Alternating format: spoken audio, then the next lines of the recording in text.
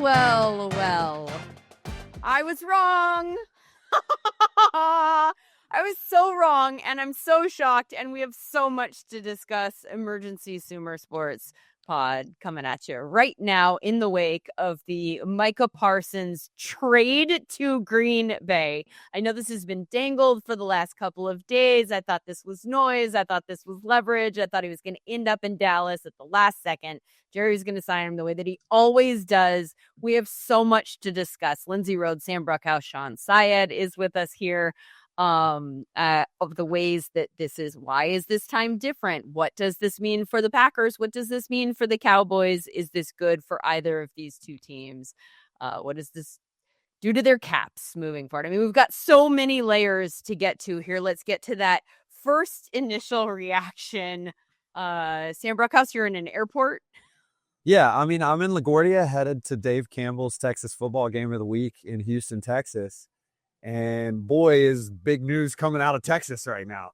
I predicted on yesterday's Sumer Sports Show that Micah Parsons would sign today. I did not realize that he was going to be signing with the Green Bay Packers. Nope. I went on Salt Lake City radio. I got to apologize to my people on Salt Lake City radio because I was like, I guarantee he's going to be a Cowboy, and he'll be a Cowboy by the end of the week. Once again, he is on a team by the end of the week. It is not the Cowboys. It is the Green Bay Packers who add to the legacy of Reggie White and some of those Clay Matthews. I mean, all the excellent edge rushers that they've had. And now, you know, the last couple times they've been in Super Bowl contention, it's been with a combination of a quarterback and an edge rusher. And now they have the edge rusher. It's up to Jordan Love to play his cards at this point. Whew, Sean? I mean, I live in Dallas, so the city has seen two really, really, I would call them maybe unfortunate trades in the last year. You know, I'm not a Cowboys fan myself, but my young nephews all three of them have Micah Parsons jerseys, and I don't want to be the one to have to tell them. I don't want to have to be the one to explain all this to them. I think it's so interesting because when you have these trades, right, we do the trade deadline show, and in reality, those trades, a lot of them aren't like really, really like huge needle movers. I mean, this is a generational player at one of the most important positions that you can play in his prime, going to a team that desperately needed that position to perform. This has like real implications on what can happen in the NFC. It is fascinating. I was certain that nothing would happen. I was sure, absolutely sure, that Micah Parsons would be wearing a Cowboys jersey in week one. And I think the people wearing Cowboys jerseys with Micah Parsons names on it will be my nephews aged 6, 4, and 2, and not Cowboys fans against the Eagles, unfortunately. Oh my gosh, you guys. Sam, you talked about the prediction that you made on the show this week that he was going to sign today. I predicted, and I tweeted out my prediction that he was going to sign next Thursday, right before the game, steal the thunder from the Eagles, and then made the mistake of finishing the tweet with "Tell me I'm wrong." And you can imagine what my entire Twitter feed is right now. Just a bunch of, you were wrong, you were wrong, you were wrong. So yes, I get it. I was wrong. Guys, why did we think that this wasn't going to happen? Let's get into the reasons there about why this is so surprising and why we were also, despite all of the evidence pointing to they're fighting, they don't want to be, you know, this might actually be different this time. And even in the last couple of days, the news about, you know, Green Bay kind of pointing us in the direction of maybe this might go there. Why is this so shocking in your perspective, Sam? I mean, I think just the last time we saw anything even remotely close to this was 2018. That was almost a decade ago at this point.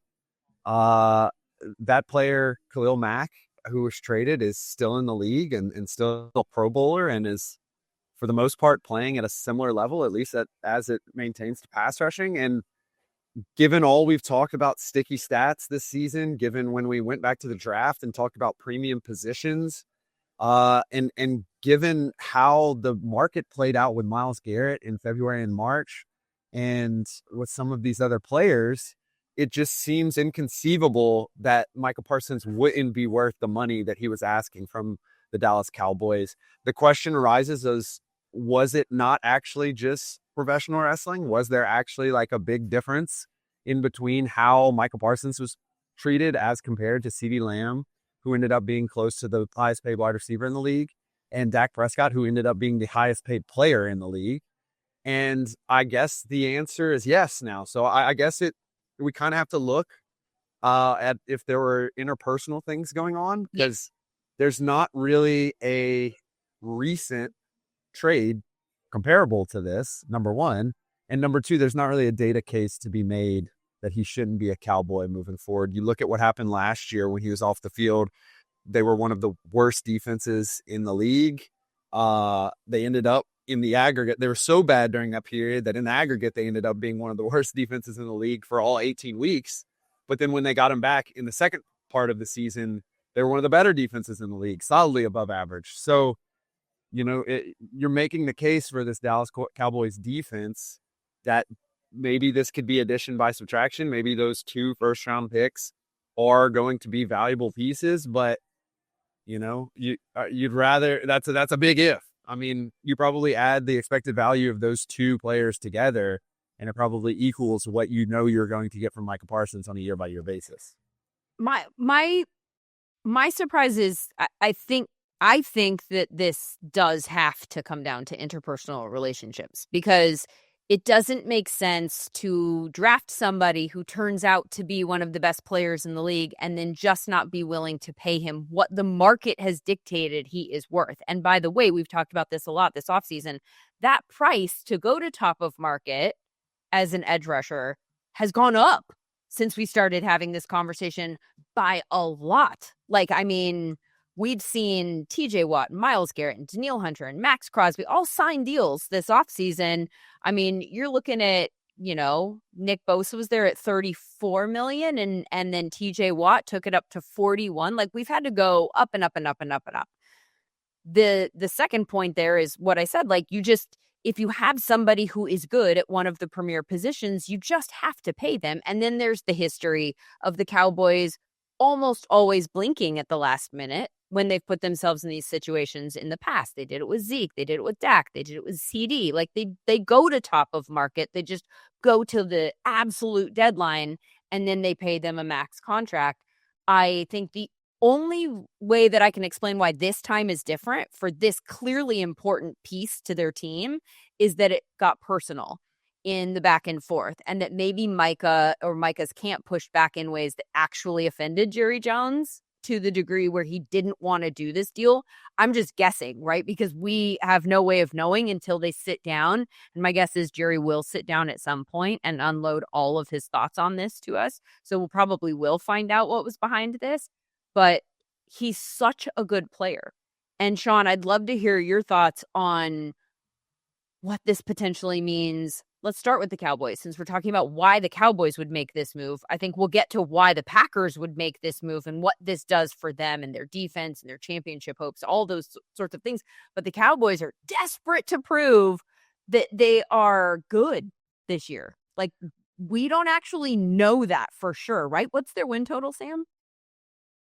It's 8, right? Didn't we talk about this in Vegas last year? It's yeah, their win total is 7.5. And so again, the whole we're looking point at a of team. It was they had Micah Parsons, and they don't have high expectations in terms of the win total. Normally, you would expect the Cowboys to be around 10, right? That feels like a Cowboys total. Where they want to live is a 10-win total in Vegas going into the season, and they're not that. And then they just took away their best defensive player. So what does this do for the Cowboys defense going into the season at this late date, Shawn? I mean, if you're Matt Eberflus, you got to be quite upset, because your whole defense is really built around Micah Parsons. And you can say, hey, this defensive line does end up getting pushed around a little bit in the run game, but Micah Parsons can just beat any player one-on-one. He is, at the absolute worst, the second best pass rusher in this league with Myles Garrett in just a totally different tier, right? And a lot of, I think, what Eberflus wanted to do on defense was depending on Micah Parsons being able to win in those one-on-one situations. And of course, the Cowboys do get Kenny Clark back, who, he's an interior defender. He's obviously not at the level of Parsons. Maybe last year was just a down year for him. You're not going to be able to recreate what Micah Parsons was. I would be surprised if those 2 first-round picks, if either of those players turned into Micah Parsons. I'm almost just like the compensation itself is almost bothersome to me. Like I'm thinking if I'm the Bucks or like the Lions, even the Rams, just you couldn't throw more than 2 picks. Obviously, the money coming back for Parsons is probably so huge, but I'm just thinking about just the Cowboys defense week 1 against the Eagles. Saquon Barkley is probably like, okay, both tackles, Lane Johnson and Jordan Mailata say, all right, we don't have to take care of Micah Parsons anymore. I'm not sure how you can kind of look at the Cowboys defense and say, hey, this is going to be a unit that is going to be able to create some of the splash plays that they have in the past, because that exact splash player is not going to be there anymore. Wait, guys. I'm sorry to interrupt, but I'm reading the official NFL's tweet at NFL, and it's saying $136 million guaranteed. Yeah. That's what Ian put out. I'm looking at some guaranteed at signing figures, and like I'm looking at people like Dak Prescott, $129 million, Lamar Jackson, $135 million. So I'm wondering a lot of things. Like, obviously, stuff is flying around right now, but that makes me recontextualize this, right? Because if I was Jerry Jones and an agent was demanding to be paid more guaranteed than Dak Prescott, I probably wouldn't do that. So maybe like if I don't know what, again, like numbers could be fun. Other things that are going on. But like, I'm just looking at the official. Dak might not be the best example here. Sam, can I interest you in a rising salary cap? Can I interest you in that? That's like an immense rising salary. I mean, like that's. Yeah, you're right. I mean, if I'm that's got to be really exciting. Is this so that I'm comparing, because I'm pulling up other contracts here, so that I'm comparing with that number, and we don't actually know yet, right? Because this is just language that clearly they're getting from like an agent or somebody like that and then tweeting out. Would that be total guaranteed? Would that be fully guaranteed? Like, what are we comparing that number to? Yeah, 136. That's where it starts getting a little tricky, because assumptively there'll be trigger dates and stuff like that. I was just thinking guaranteed at signing. I guess in essence, it could be practically guaranteed or something like that. So total guaranteed Myles Garrett was 123. So this is a hefty raise from Myles Garrett just this offseason. Exactly. And you just look at the core APY number, which typically is correct. And for the purposes of like the franchise tag and stuff like that, it does have some relevance, even if it's not paid out. And the number's 47. The number that we were basing our thoughts off was 52 million. And the number that we were basing off of Myles Garrett was like 40. So you are seeing at least a $7 million a year raise, which, it's like legitimately almost 1/5 of a increase. Like, it's, to be fair, also, since we're talking about the numbers, you mentioned Dak's guaranteed number. What I'm seeing for his total guaranteed number is 231. So if this guaranteed number is essentially the comp to total guaranteed, then he's not even in the ballpark. Right. That's 100% correct. Yeah. So this but the stuff, AAV it is a huge growth. As you mentioned, just in the very least, and we'll need to see the contract, we'll need to see how it's structured, all that kind of stuff. But like the AAV is way up from the highest edge rusher. Like I mentioned, Watt was at 41 million, and now this takes us to 47. That is a wildly high jump, especially considering, like I said, that at the beginning of this offseason, when we started having these conversations about should you pay Micah Parsons, you were looking at 34 being top of market to go at edge rusher 34 to 47 in one offseason is mind blowing. Win for the players, guys. I mean, congratulations to the National Football League. I mean, I want all these guys to get paid. I feel like I'm happy for them, and I wonder, I don't know, if over the next 2 years, if the Packers we assume they're at least going to be wild card teams, even if they didn't have Micah Parsons, just based on their offense, based on their infrastructure overall. I mean, do those picks add up to a top 5 pick overall, just based kind of in value? Maybe, and that, again, that's like a hope at a hope that you get a Micah Parsons. So I love it from the Packers. I love taking that risk. I love taking that risk, particularly because I don't have to pay for the consequences of it. So I can say, if the Packers kind of almost make it to the Super Bowl by that point, then who cares what you gave up? It doesn't matter what you paid. Like whatever happens the next 2 years just doesn't matter after that. So I appreciate boldness, not just having to give us content for us to go live, but also just like this is like a full swing, like the biggest of swings in the home run derby that you would possibly make at this point. People talked about the Steelers making swings. This is the Barry Bonds, Mark McGwire level swing right here. And it's for a good player, that is. But I also, back when we were talking about, like, is Myles Garrett going to go somewhere else? Like, earlier this offseason, the Packers are a team that has come up consistently when we've talked about teams that make sense to take a big swing at an edge rusher that can actually impact the game. And so this makes sense that they were still interested in taking part in something like this. I think it makes sense because you're looking for a team that is already a playoff team, or maybe like in the mix to be a playoff team, and then makes them a team that has the pieces to actually make a run in the playoffs. Shawn, from a scheme standpoint, X's and O's, you know the Packers defense very well, what their strengths are, weaknesses. What does this do for them? Like, paint me a picture of how this changes things for them. I really enjoyed watching Jeff Hafley's first year as Packers defensive coordinator. I think that in an ideal world, he would actually probably just let his 4-man rush go. And he couldn't do that as much last year. He had to get pretty funky overall because all of the resources they spent at that edge position, really along the defensive line, they just weren't hitting, I think, in the way that they would have wanted. So you have a strong, or at least a safety core with McKinney and Williams. Of course, Sam and I, one of our favorite players, and Edgerrin Cooper. But adding Parsons in actually, I think, allows Hafley to just play teams a little bit more straight up and say, hey, I'm going to keep my resources in coverage. You're going to have to stop 4 guys, and maybe Gary's able to have a better year, but you're going to have to stop Micah freaking Parsons now. Like, it's not just a situation where offenses can go in and say, okay, we're playing the Packers.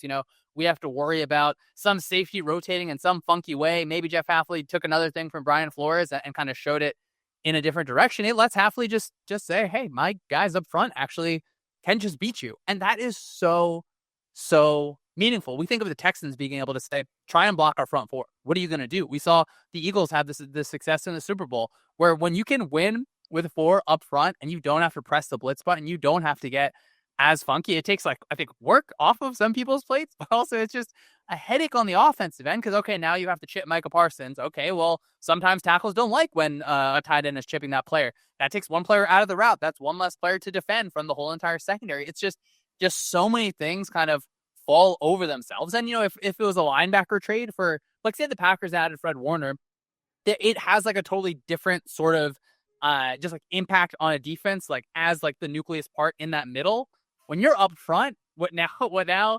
I think Hafley's still going to do funky stuff because he can, but when it's Micah Parsons looping around on a stunt, like I want to have no part of that at all. I think there's so many losers in this trade, unfortunately, and it's like everyone else in the NFC that's trying to compete. Like, I think if you're the Eagles, for example, like you would rather face Parsons with the Cowboys in week 1 than have to face him with the Packers on that Monday night game in the middle of the season. Well, I want to piggyback off of this a little bit, Shawn, because you broke down Jeff Hafley's approach so well. And I want to talk a little bit about the results last year because it really shows why I think this deal works for them, which is last year they were a pretty good EPA per play allowed defense, meaning, when it was all said and done, they weren't really getting killed as a defense. They were pretty efficient. Problem is the success rate was really low. And what does that mean? They were generating a lot of their success, a lot of their productivity off of turnovers. And number one, what is good at generating turnovers but pass rush, but also that pass rush could help eliminate a little bit of that, success rate style, second and third down passing offenses.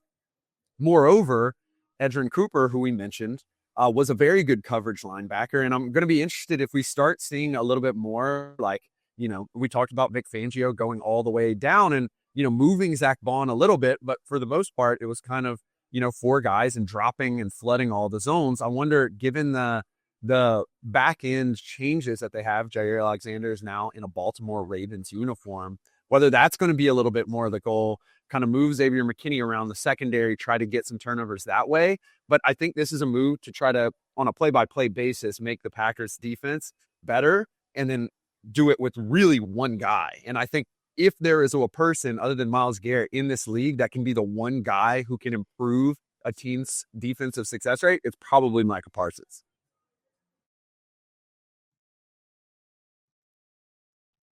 I'm looking at some of the stats here from last year, and the Packers were the fourth best defense in EPA per play, and the Cowboys were the third worst in EPA per play. So, I mean, just painting a picture of where this moves various needles, like in the directions that it could go. I think it was avoidable. I think, right? Like, you didn't have to get to a situation where this is like potentially, if 47 is the actual number after we get through all the agent speak and stuff, like teams that extend players early, of course, it's a little bit of a risk, right? It's more than a little bit of a risk, right? Like, it absolutely is not a foolproof method. Like, there's going to be some potential consequence if a player gets a little too old, if a player's play really declines, but the number would have been a lot smaller if it was done on time. I think it just reminds me of the organizations that do extend players early. Again, whatever risk they take, it's almost a cheat code at this point. If you're gonna find a situation where, hey, I'm gonna get a player of not Micah Parsons quality, but like $10 million less, or like whatever the just like instead of $12 million higher than the next, maybe it starts at 5. Like, you are stealing money in a salary capped league. Like, you do not have unlimited resources. You can manipulate it in different ways, but you have to try and find something that you can do that is going to give you an advantage. And that is, I think, paying players early. It makes me sad because it's not a situation where we can look at it and say, there was no way for this to work out for the Cowboys. If there was a day, I think we'd say, you know what, like, this is unfortunate. The time is the time, right? You know, this happens with quarterbacks sometimes as they age and stuff. Think of like Kirk Cousins with the Vikings, for example. That's just not the situation. And I think it may just make me more mad because it's, again, I got to tell my nephews that, you know, Mike Parsons is gone. Like, what am I supposed to do here? It also, I think, look, one of the things that might happen is people might see that 47 per number that are Cowboys fans and go, oh, yeah, that's crazy. Like, why did he want so much money? This makes sense that we wouldn't pay that. The point that you just made is the one that we need to hammer home, which is it didn't take 47 million. 47 million is where we got because we dragged our heels. Like, we could have got this done. I would imagine we could have gotten this done for a lot less money if we'd just done it earlier. And then maybe the relationship didn't devolve to a point where what we keep hearing for the last few weeks is like, when I would say like, it's going to get done, people are like, no, Micah's mad, which I think he has made obvious that he was offended with the way that this has handled and he felt disrespected. And so then, you know, the argument being like, no, he's going to make this hard for the Cowboys to get it done. My point was always like, well, money talks, you know? So yeah. I think we could have gotten over that in Dallas. I think, then again, no inside information. I'm just literally reading tea leaves here. My guess is that this was that they decided we don't want to do this anymore because we don't like the dynamic that's been created here. And my guess is that came from Jerry feeling offended. And I think when you put somebody up for grabs, like you mentioned several teams that you wish had maybe thrown even more at him, when you've got a piece like this that absolutely people will give up resources for because they don't become available that often, that drives the price up. So the Cowboys, my guess is that's how we got to 47, is because there were other teams like, well, you know, if we're going to trade him, guess how many teams are actually interested in this? So you're going to have to, like, the whole negotiation probably got more and more layered and he got more and more expensive as this went on. I don't think he would have. My guess is that we're not going to hear from anybody that he was saying it's going to be 47 a year back in March or else. My guess is that that's not where this started. The thing that's interesting to me, talking about the other teams who maybe could have thrown more in the ring, ironically, that was the discussion with Luka Doncic from the National Basketball Association too. Nico Harrison, big winner today, Sam. Big winner. Big winner. He has the number one pick, Cooper Flag, and now, you know, there's a more discussion about trades in Dallas. The irony of it is that if you look at what the Vegas Raiders got back in return, It was slightly better. There was a little bit more pick swappy notion of it, but it was slightly better than what the Cowboys got in this case. And, I'm not going to make the argument that Khalil Mack was like substantially better or worse. I think it's a similar, but like Parsons is probably the second or third best guaranteed non-quarterback in the league, and very well could be the best non-quarterback young asset in the league right now. You're talking about from a talent standpoint. From a talent standpoint, from a trade value standpoint, from what we think he's going to do from 2025 to 2035. I think all of that is really in Parsons' favor. That being said, we've really only seen Jerry Jones fall out with Jimmy Johnson. Like, there was, if you go watch the documentary, if you read the books, if you look at the history, there were tussles with Michael Irvin, there were tussles with Aikman, there were tussles with Tony Romo, Jason Garrett, even Dak to a certain degree, and CD. Like, there were words said at any given point in time, and it just always got ironed out.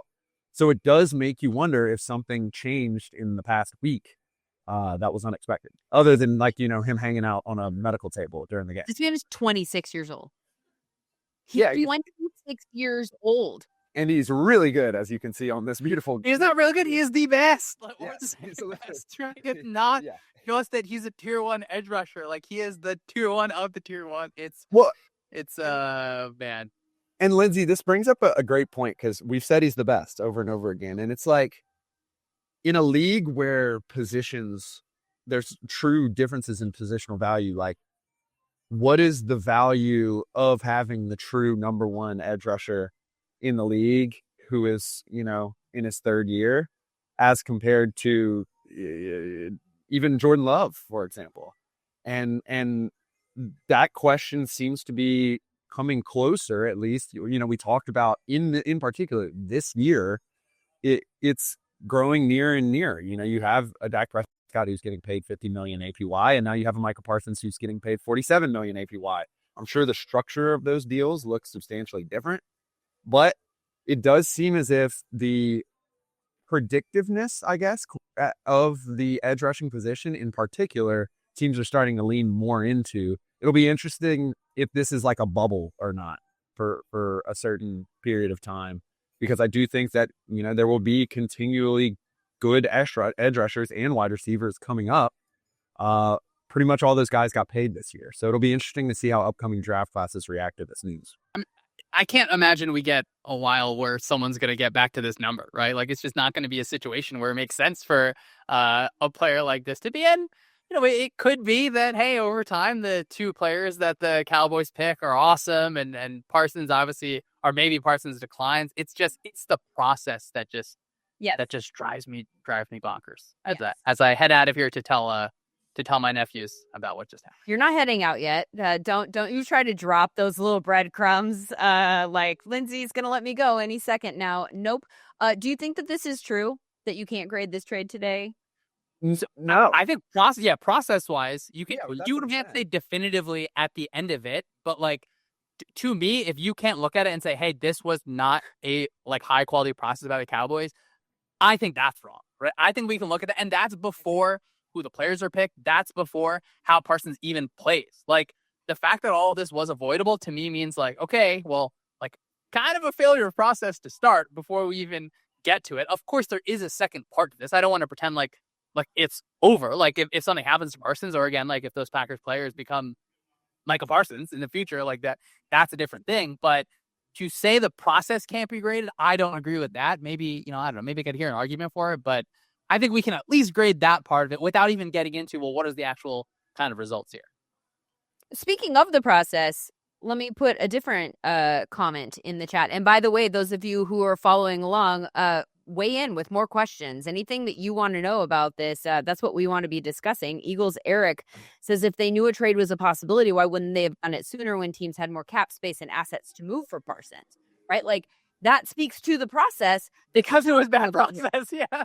Right? But that's right. to make the point. So if anybody was like, and they wanted to push back against what you're saying about process, if we give them the benefit of the doubt, they would have had more people that could have jumped in prior to the draft. prior to free agent, right? Like when you're in this period of time when people are looking to build out their rosters, wouldn't they? I mean, they got a lot. They got a lot from the Packers. So the Cowboys are hosting a press conference, like probably like 25 minutes away from my house in like an hour and a half. What do you guys think? Do you think I should drive? I should show up and be like, this is bad process. This. Yes. No, but you should ask, can you explain the process behind this? Like, just turn it into a question. That might be giving a little too much credit. Hey, like if I'm like fully wrong about this and this becomes like a slam dunk for the Cowboys the next years, Cowboys are great drafters. They do a good job evaluating talent. Like I think I'm just fine with that. Like if this situation is presented to you and you're a general manager and like your average career span is going to be 3 years, like you have a small window to do this anyway. Let's go out on top. You know what I just thought about? What? This is very similar to the Travis Hunter trade. We'll listen to your. I guess you're like it is, yeah. Like you need a lot of value from yeah. I guess in essence you're swapping picks with the Travis Hunter trade, but like the whole rub on the Travis Hunter trade was that you're trading an early first and a next year's first for a player who's a rookie and like is gonna allegedly play two ways. So like in that case, Travis Hunter would be Micah Parsons. You're assumptively hope these are probably going to be late first round picks. Yes, that's an important point. So like we build all these comps off of Khalil Mack and previous trades, Von Miller, but like you really look at some of the deals, like the James Pierce deal. That's functionally, I guess that's what it is. It's the James Pierce deal. Yeah, the one big difference is like we have what am I pointing in this direction? Like this graphic that's over here with all of this data, as opposed to like I love Travis Hunter a ton, but like we still like have to see it. Like this is on wax, Sam. Like we've seen this from Parsons year after year after year. That's the point I'm trying to make. There's no comparable. Yeah. From the also, I'm trying to right. The other side of that Jaguars trade is a team that is rebuilding, like blatantly rebuilding, right? The Browns, having made that deal, they are not in they don't have to win now, right? Like, so collecting pick, like you can sell that. You can sell this potentially as to why that might be a good process for them. The Cowboys need to win. The Cowboys are not selling a rebuild. The Cowboys will never sell a rebuild. Like Jerry Jones was how old, right? Like he needs to win a Super Bowl now. Every year, that's going to be the goal in Dallas. And if they come up short of that, then he's going to have to stand in front of microphones, as is everyone else, and answer questions as to why they've failed. So that makes this so weird to me that you would put yourself in a position where it's going to be harder to win games now.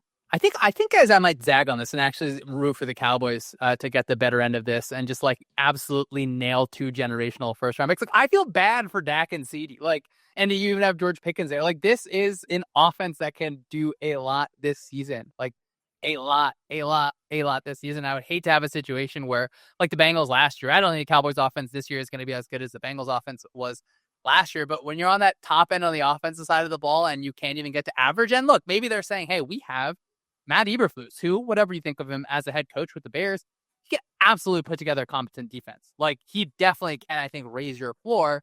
And maybe, we all watched Donovan Ezrique at the Senior Bowl. Maybe he's our next guy that's going to be creating a ton of pressure this season. You're seeing, like, pure anxiety on the face of Sam Bruchhaus right now because we've mentioned he's at an airport, and he's been texting us feverishly, guys, my flight is boarding. I have to walk. Like, look. I love. Would you trade 2 first round picks Eddie Clark for your flight? It's like delayed, and they're sending me updates every 3 seconds. But like this is why we love football, guys. Because like, we got Thursday night football. I'm gonna watch it on the plane. Friday night high school football. We got Saturday, and now we already have like one of the craziest NFL trades ever, and that's even before Thursday, which the Cowboys will be playing against the Eagles, who have 2 Hall of Fame level tackles, who will be going up against question mark at defensive end, notably not Micah Parsons. Like, the season is here, Shawn. The games are nigh. Lindsay, like they're not way. There's so much going on, and I'm loving it. I'm loving it in an airport. What can I say? We okay, I mean, as much as I think you should just carry your laptop with you to the gate and continue this conversation and also crowdsource. You know what I mean? Like, hey, we're going to Texas. Anyone here hate this move for the Cowboys? What do we think? Like, just start screaming and getting reaction for it. It's fine. Go get on your plane. I will keep you all updated. All right. Shawn, you're not allowed to leave yet unless you're going to go to the press conference. I have a couple more questions for you. One, he mentioned that Thursday game. You know, we are not into betting. I don't even know what the line was. It moved a full point. Like I think it moved from 6.5 to 7.5, which like that is like a significant number. Of course, we're not betting, but like, is that even too much to give like a defensive end? Maybe, but like, yeah. I mean, I'm preparing to do like the Eagles, Cowboys preview for the Assassin's Creed newsletter for this podcast, and it's like, well, the one thing that the Cowboys had. Like a few years back when Tyler Steen, the Eagles' new right guard, was in, is they would put Parsons over Steen. And look, Parsons is going to beat anyone, but he's also going to beat someone who maybe is your weakest link along the offensive line. Now, like, Lindsay, like, what argument do I even make for the Cowboys defense? Like, is it that, you know, Kenny Clark is going to be able to kind of clog up the run inside? Like, you have Osa there as well, who like he can help out there, but yeah. I mean, I guess I'm more happy to either way to look forward to what Vic Fangio has in store for the offense from the Cowboys, because like I said, Cowboys offense can be very good. It just got they better be.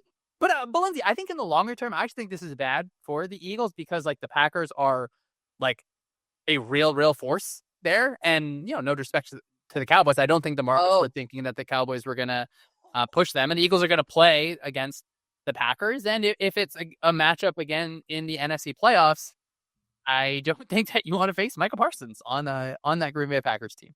That just offended a lot of people. I mean, I'm not even talking about it from me. I'm just talking about it from what the markets were saying to us. Yeah.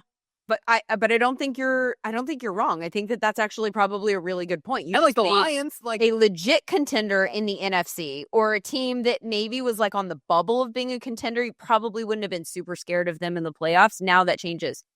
And I don't know that the Cowboys were in that conversation specifically. If I could even like take it a step, this is like one of the core reasons why like I try not to root for a specific team. Like I keep thinking about my nephews, like devastation. It's just like, I understand you can't reach the highs of fandom, but like, I don't know how I literally might just like walk outside and just like, cause I'm sure that all my neighbors are also thinking about this stuff too. I just want to know, like, what's on your mind? Like, what do you, like, is it going to be another year of having to like, just like go through the, oh man, like we're going to kind of be laughed at by some of these teams, or maybe it's the offense is able to just take you through the entire season.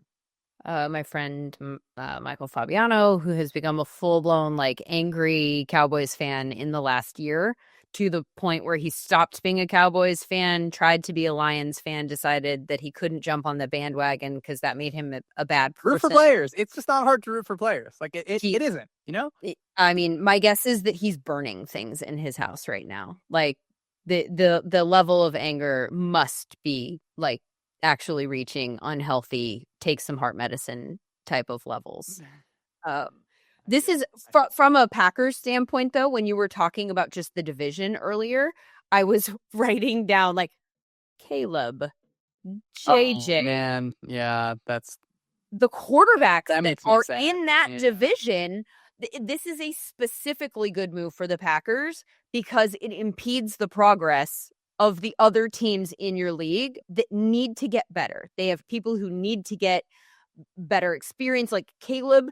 The story I've been telling over and over and over again all season long, to the point where I'm bored with it, is that he needs to get a better feel for his timing in the pocket. Well, you know who's not going to make that easier?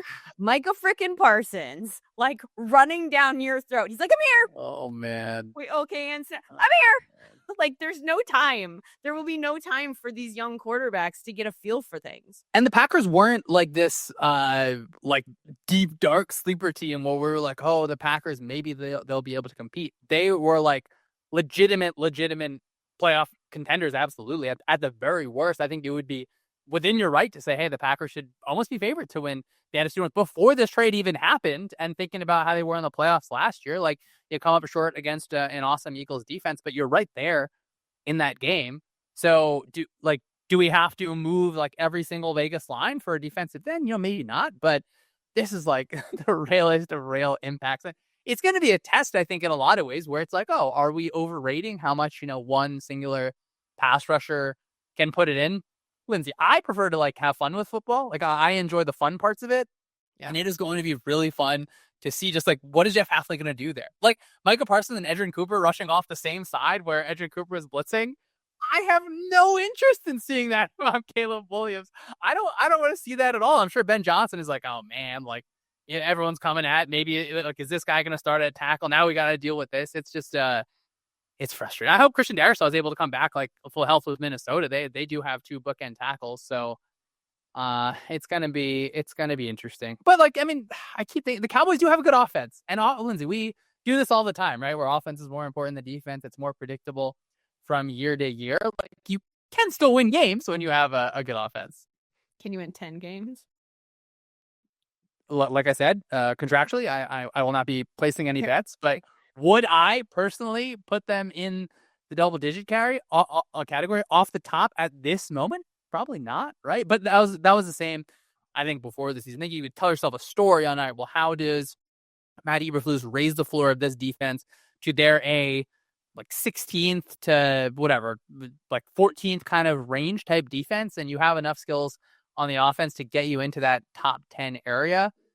I mean, they still can do that, right? Like they still can. It's just a little bit harder. Should I make this worse for you by just really quick before I say goodbye, bring up fantasy football implications? Because there is an element of this where it will change things for like Dak and CD. Way more pass attempts, right? Exactly. Yeah. Exactly, right? We're thinking, I mean, that was sort of the story for Joe Burrow and Jamar Chase last year, right? Like, they're clearly, obviously, among the best in the league at what they do anyway, but the pass rate over expected were, like, it's a very high pass rate because you're down all the time because your defense is putting you in that position. And I wonder if we are now at that point in time with the Cowboys. Let's play the 42 to 49 games. Let's do it. Well, no one's going to argue with points, right? We're certainly not going to.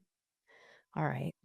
I feel like I've been holding you hostage, which doesn't make me feel good, Shawn, that you don't want to. I enjoyed it. I loved it. It's just, the other people who I've committed to obligations to on their shows, luckily they're all doing Micah Parsons talk too. So we get to bump everyone back. That's true. Okay. Well, and now you've practiced. Exactly. No, they're not doing it with me. We're doing other stuff. They're now doing Michael Parsons talk because it's natural, right? Everyone's got to talk about this. I kind of wish it happened on next Thursday night. Like, that would have been good. Such a just like a pop the balloon of the entire year already. Yeah, I'm a little bit surprised, but Jerry didn't control the announcement of timing of this because there's another team involved now. Like, now you're just doing business, so it's got to go. You can't decide when's the most impactful media moment. I mean, this is like, I don't mean to be hyperbolic, Lindsay, and you can feel free to contextualize me here. This is one of those, like, where were you when Michael Parsons got traded? And that's regardless of outcome, right? That's like totally regardless of how this goes the rest of it. The Packers don't need to like win the Super Bowl for you to remember, like, this is what Michael Parsons was, and he was like actually traded. And I think I'm saying that partially because I was so, like, I've been firmly in the nothing is going to happen with Terry McLaurin camp in terms of trade. Nothing's going to happen with Trey Hendrickson. Nothing's going to happen to Micah Parsons. You get 2 out of 3, and I guess you take what you can get. It's not about being right. It's about sometimes having fun. And I'd argue that this one was good for content. I like being right. I'm not going to lie. And so part of my reaction upon finding out was blank. I'm going to have to field I'm going to have to like clean up all of this mess and eat so much crow. When I would argue, and I won't do this. There's nothing wrong with being wrong, Lindsay. I don't like it. None of us like it. None of us are like, I was wrong. That was fun. You win or you learn, right? To quote a Super Bowl MVP, Jalen Hurts. I would argue, and I'm just going to throw this out there, and then I won't make this point on Twitter or anything. I'll just take it, is that maybe the process was right and the outcome was wrong. Like, this is what you were wrong. I was wrong. Sam was wrong. They should not have been doing. Was wrong. This shouldn't have happened. This shouldn't happen. We shouldn't be talking about this. But I'm so We're right. I'm so glad it did though, right? Because now, like, did I tweet out? I think you may have tweeted out more than once too, like firmly. Again, pretty clear the side that I was on as well. But Yeah. I'm glad that we have that. And don't go deleting those tweets or anything. We'll make sure to resurface them. Yeah, Maybe we make a graphic of them, but maybe we make a full graphic of Lindsay's takes. I will send it to them myself, you guys. Don't worry about it. You don't have to do this anymore, okay? And there's at the look, we got the Packers fans at Sumer. We got them. I got text like 2 days ago, like, is this thing gonna happen? And it's just like, no, like it is not going to. So being wrong can bring happiness to other people sometimes. Thank you for just allowing me to go through the emotions here. By the way, where was I when I got this news? I was getting my hair done, and to explain my audible reaction to the people in that room was complicated. Right? Like that's not the end. Well, I'm not coming on. So I was like, Lindsay, we're very big NFL news. And then I was like processing it. Sam is still there. Sam is texting us from the plane. I can't get enough. I went to the gate. There were a bunch of angry Texans just staring at their phones. And then sure enough, I was like, dang, they saw the Micah Parsons trade. And it turned out that the flight had gotten delayed. No. So maybe they're doubly as angry. But, I can't get enough of this. And I was thinking, I'm gonna just throw it back to me, Lindsay. Let me marinate on this thought. But I was thinking as I was sprinting over here. So I'll let Shawn finish. I like the idea of Sam really getting, boots on the ground reporting. Like, Sam is flying to Houston. Can we, you can go to DFW. You can stay up at my place. We can go to that press conference together. See what's you guys. See what's going on. Time out though. Did Sam just while talking? I have the microphone. I am talking. You're listening to me. Tell me to throw it to him. I would argue that was bad podcasting, Sam. No, I don't want a backseat podcast. This is not my. I felt bad because I interrupted Shawn just like flying back in here like a maniac, and so I didn't want to be too disruptive. It's like you don't know how badly Shawn wants to be interrupted, so he can go about. Wait, Sam, I thought you interrupted because you were still like mentally cooking on your thought. Oh, I didn't realize you were just trying to be polite. Yeah, I was trying to be polite. So my thought is like, okay, if we're talking about how trades like this never happen, like, do you think that, like, what were the offers for Trey Hendrickson? Like, what do you think the Packers would have offered for Trey Hendrickson? Is what I'm very interested. Older player. Good question. No, because he was like top 5 pressure rate. What I feel like we talked about, like, at worst a 2. Right? Yeah, 2 is what we said amongst ourselves in house. And you'd rather, I assume, have Parsons at this like much steeper price? That's the question. So that's what's very intriguing to me, because if you thought you could get Trey Hendrickson for a second and a third, or just a second, or just a third, and then pay him $32 million a year for 3 more years, it's like I like where you're headed at. This sounds like something on your flight. You're gonna, go ahead and do some back of the napkin math when they're coming around asking you if you want pretzels or a cookie. And we'll take it under advisement. It's just an interesting thought altogether. All things considered. I wonder, what would Jerry prefer there? Right? Would he prefer, Hendrickson and less money? And I don't know, But also, the Packers have to have made that call now. Right? Like, now don't we think that they at least inquired? And I would be so curious to find out where the numbers landed, like what that would have cost. Because if they're willing to look into doing this deal, they would have at least kicked the table. What do you kick? What's that saying? I don't think you need to kick anyone. Sam, do you think Paige Buchers is going to get traded from the Dallas Wings to really just make it a full on swing? That would certainly be something. There's like so many thoughts that are like I can see Lindsay's wheels spinning. I can see Shawn just wanting games and my wheels caring about the transaction feed. But like there's so many implications about what this whole off season has been that just like make me like I legitimately think this had to have come about in the last 2 days, or maybe I guess during the season. I don't know. When did all of the When did There were active rumors a day and 2 days ago. Was it 2 days ago? I think it was. And then there was stuff about like, again, I didn't follow this closely because I thought it was not going to happen. I was like, okay. Oh, we're tracking a plane in Green Bay. Like I didn't, but I heard buzz that this stuff was happening. So Sam, am I sensing you getting pushed in the like, oh, we need to stop spending, or like these are too steep prices? Am I sensing you getting a little bit moved in the like, hey, this is a dam that's going to break? We're push that. I don't want you to stop having fun. That's what my concern for you is. No, it's just like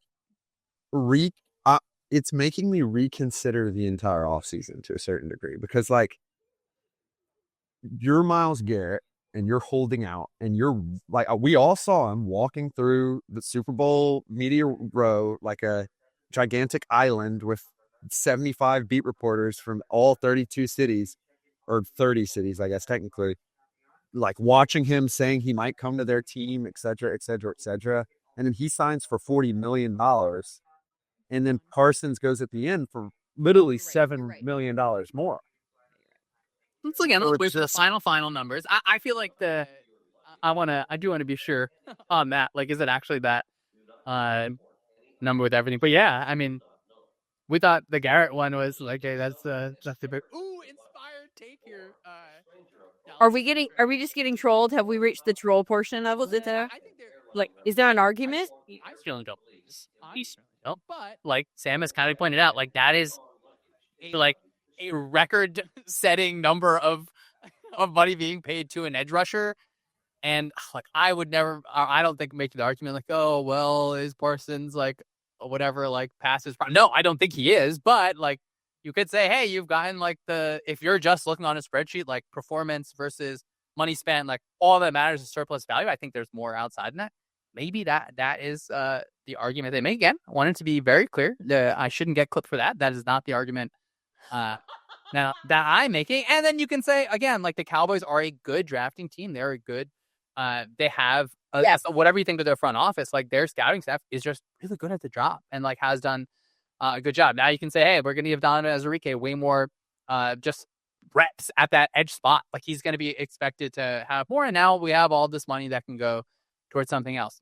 Not my argument, but I think it would be silly to say, hey, there's not like any sort of world where that happens. And there's outcomes that are out of your kind of like your grasp, whether it's like, oh, Micah Parsons gets injured, or like you draft the Hall of Famer at pick 22 next year. Like those are all possibilities. So Lindsay, I want to have an open heart and open mind, but doesn't mean it was a good process.